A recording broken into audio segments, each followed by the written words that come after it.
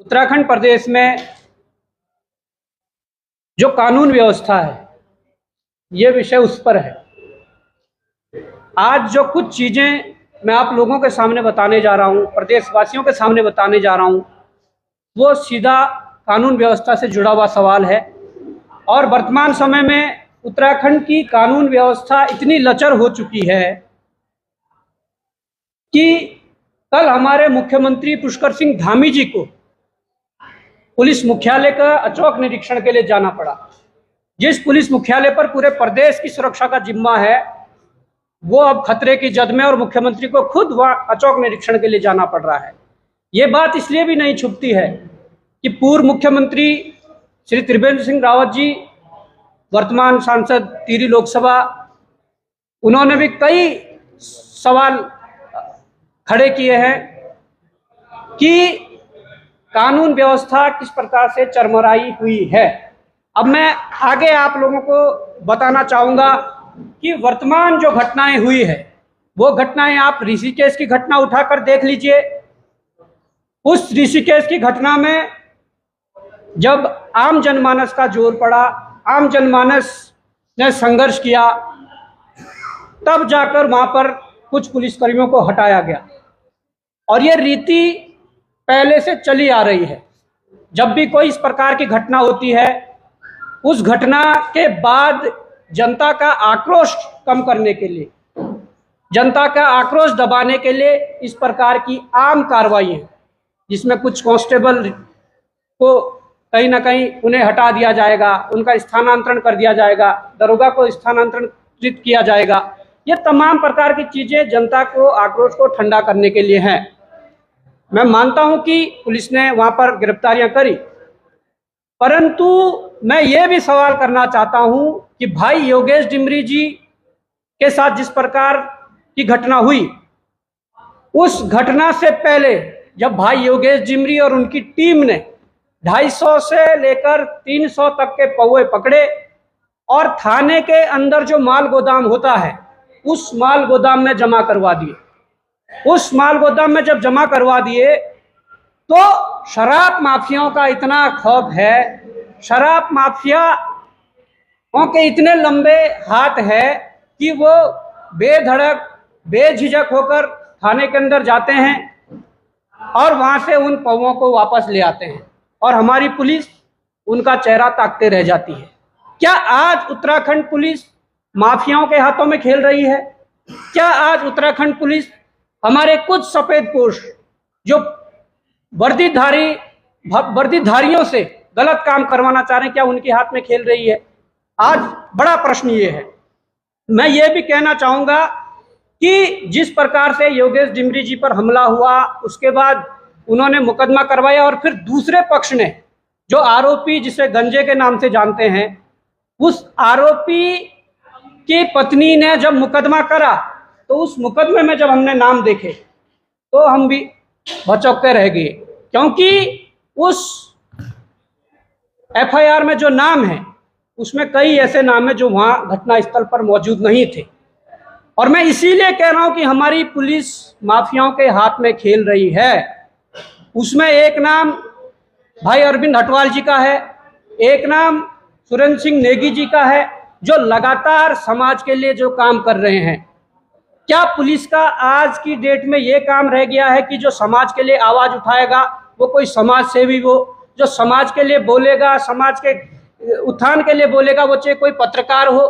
क्या पुलिस का ये काम रह गया कि उन पर झूठे मनगढ़ंत आरोप लगाकर उन पर मुकदमे चलवाए जाएं? और ये चल रहा है। मैं ये भी कहना चाहता हूं कि उनका कहना था कि जब 112 पर कॉल की जाती है तो उसमें कोई सुनवाई उनकी नहीं की जा रही है, इसलिए ये पुलिस पर प्रश्न चिन्ह खड़े हो रहे हैं।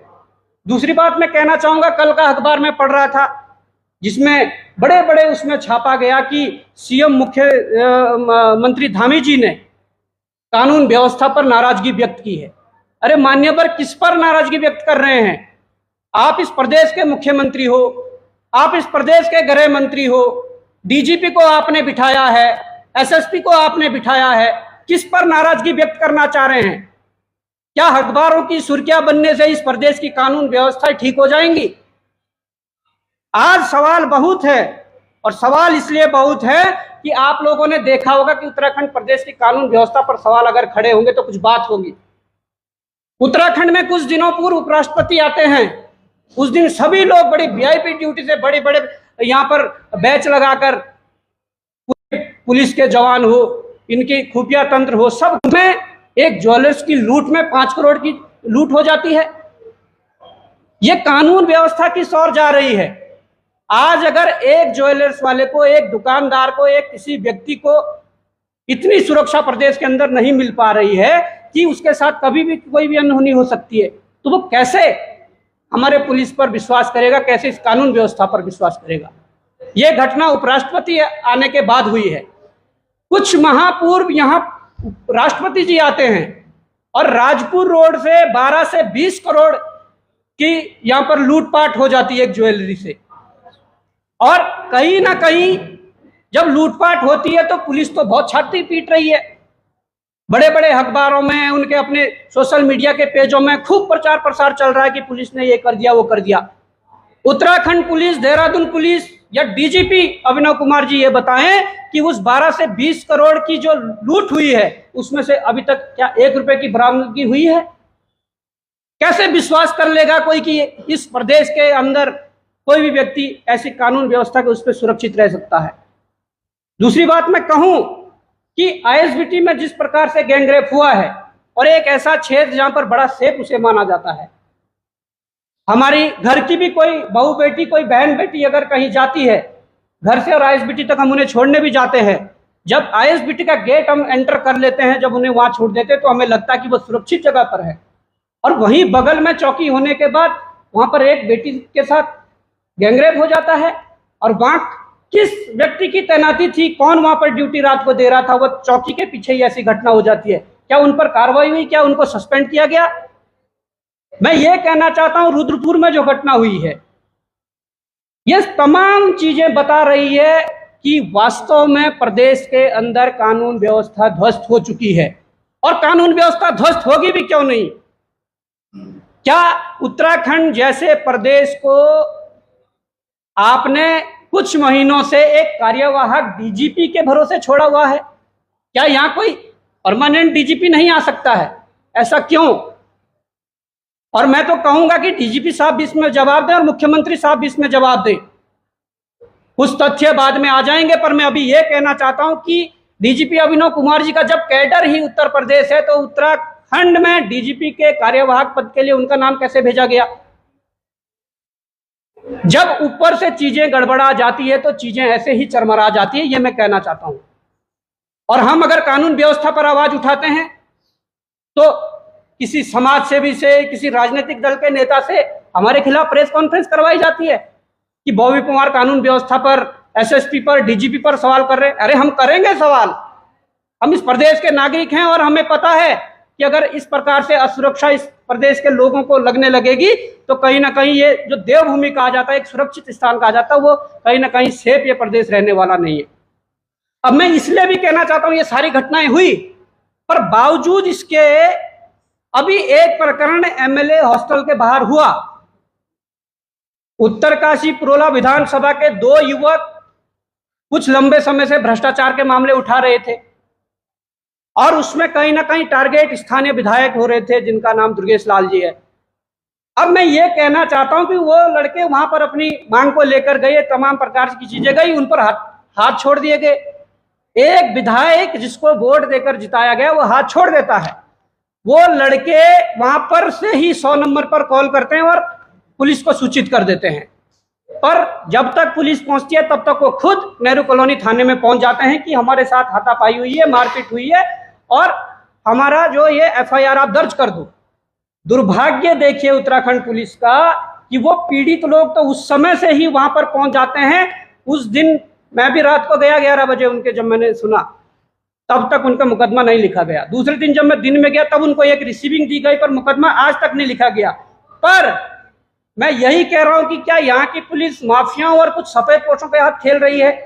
दूसरे दिन विधायक का जो निजी सचिव है, जो उनका जो पीआरओ है, वो वहां पर जाता है और उनके खिलाफ तहरीर देता है और मुकदमा लिख दिया जाता है।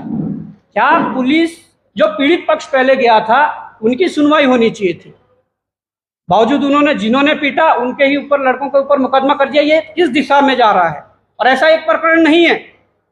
मैं कहना चाहता हूं कि डीएवी कॉलेज में अभी उत्तराखंड विद्यार्थी संघ के जो अध्यक्ष है, प्रदेश अध्यक्ष भाई बिट्टू वर्मा जी, इनके ऊपर कुछ युवाओं के द्वारा हमला करवाया जाता है।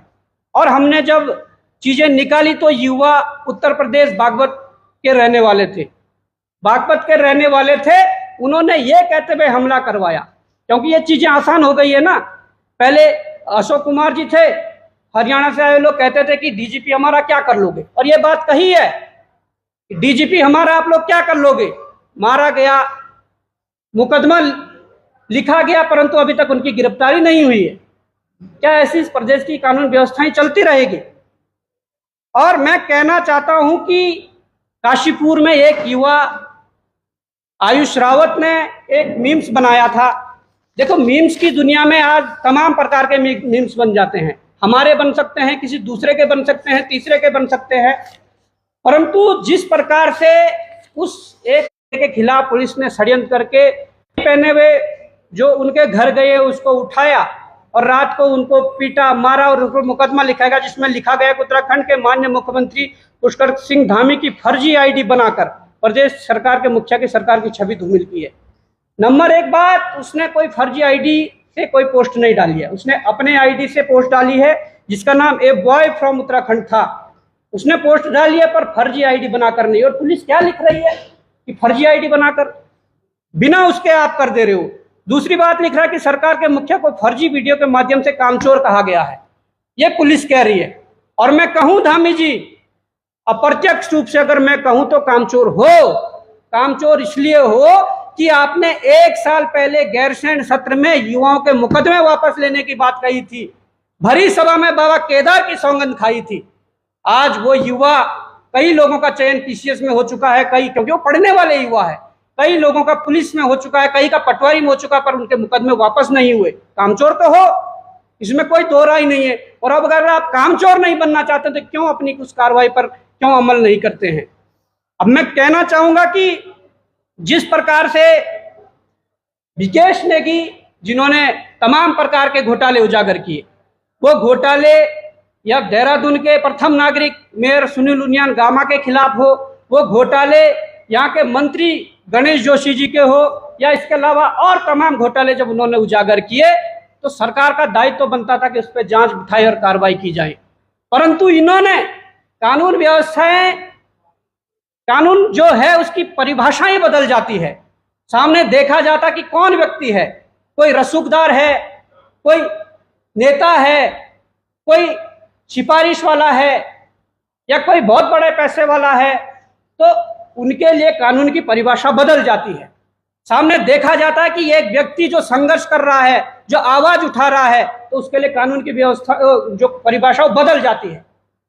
इसलिए आज मैं कहना चाहता हूं कि क्या विकेश नेगी को जिला बदर करने वाला जो आदेश था क्या सही था? और अगर सही होता तो क्यों खारिज हो जाता? आज विकेश नेगी जी वापस देहरादून आ गए हैं और आपने देखा होगा कि विजिलेंस ने किस प्रकार से कहा कि हमें आदेश दीजिए और हम यहाँ पर गणेश जोशी जी की संपत्ति का पूरा वो खंगालना चाहते हैं। परंतु हमारी सरकार आज भी कहीं ना कहीं कानून व्यवस्था को अखबारों की सुर्खियां बनाने के बजाय उसे ठीक करने का काम नहीं कर रही है।